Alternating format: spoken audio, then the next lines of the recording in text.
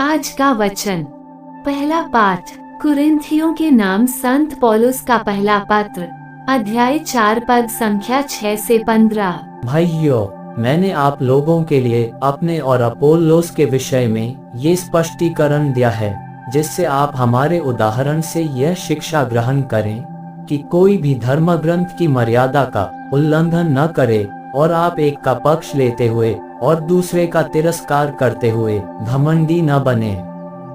कौन आपको दूसरों की अपेक्षा अधिक महत्व देता है? यदि आपको सब कुछ दान में मिला है तो इस पर गर्व क्यों करते हैं, मानो यह आपको न दिया गया हो।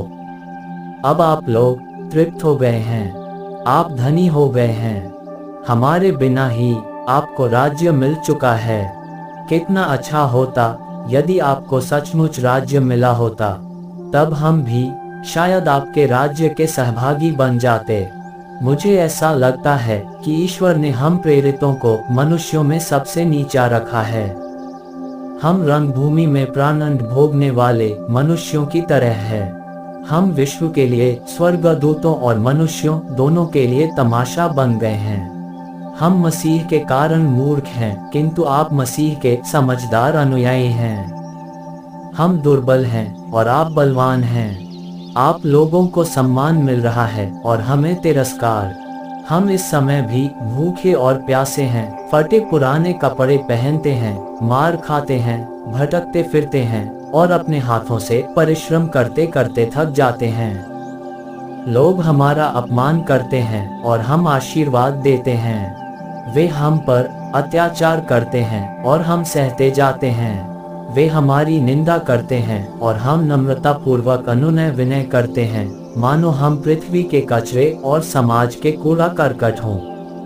मैं आप लोगों को लज्जित करने के लिए यह नहीं लिख रहा हूँ, बल्कि आपको अपनी प्यारी संतान मानकर समझा रहा हूँ, क्योंकि हो सकता है कि मसीह में आपके 1000 शिक्षक हों, किंतु आपके अनेक पिता नहीं है।